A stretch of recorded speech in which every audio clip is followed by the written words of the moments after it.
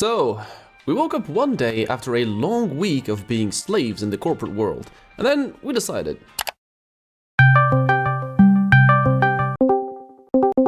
hey, why don't we go to another game jam? I mean, after 3 of those, we probably won't struggle. After all, we are now masters of game development, right? Right? So your average game jam is basically a competition between game developers, where you are given a theme and some rules, and then you have to make a game with these restrictions within a small time frame.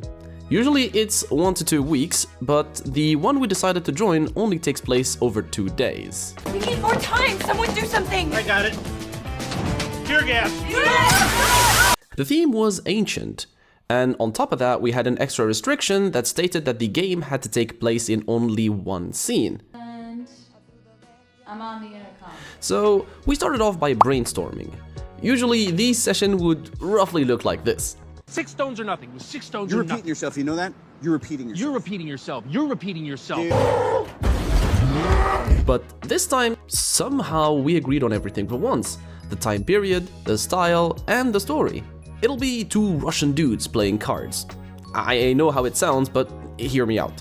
It's 2 Russian soldiers during World War I, playing a game of cards to decide who will die as a hero and who will live to tell the tale. More the reason to have fun in the last moment, eh, comrade? But considering those standards, World War I is pretty modern. So where is the ancient part in all of this? I'll tell you. It's the cards.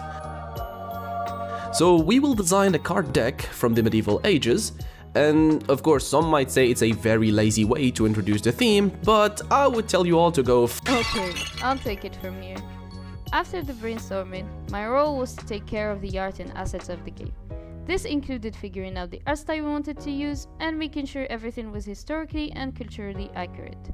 I started by gathering references from World War I, trenches where the soldier used to hide, Russian infantry uniform, the weapon used back then, and many other details I had to research. Now that we're done with that, we gotta place everything in the canvas. What's this? It's an art project. Okay, I like it. Picasso. The first try was a fail. Brushes weren't brushing, colors weren't coloring, and I almost had a breakdown questioning my whole art journey. Okay, I might be exaggerating. The truth is that it was frustrating, until I decided to redo it all over again. And this time things were starting to come together and the background was pretty much done with its details. It is fantastic! Oh my god! Now came the time to draw the soldier.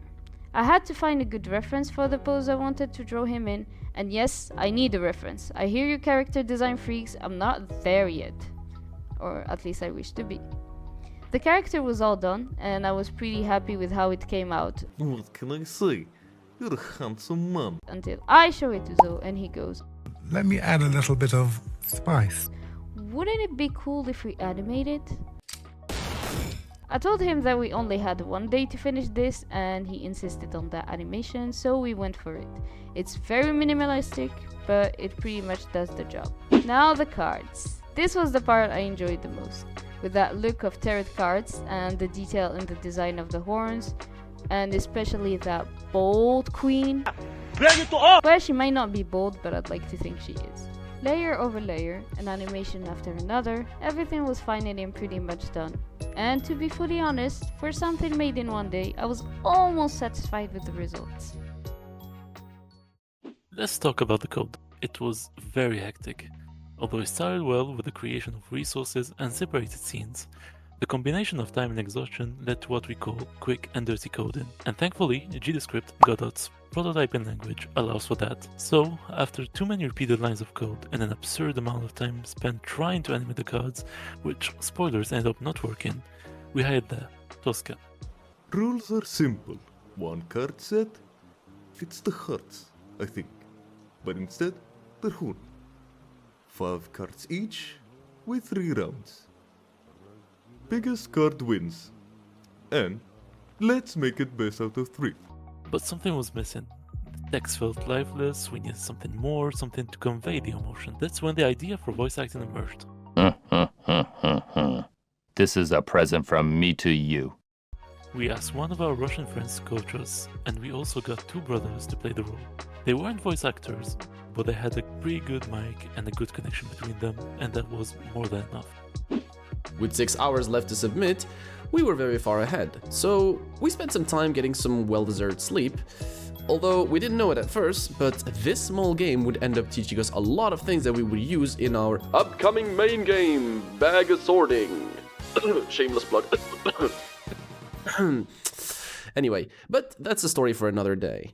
And for those of you who made it to the end, huge thanks for sticking around and checking out our game. It really means the world to us. Also, if you enjoyed what you saw, don't forget to follow our journey as we keep creating weird, wild, and wonderful games. This is just the beginning for Essencia, and we are very stoked to have you along for the ride. So stay awesome, and until next time, it's our game, your soul.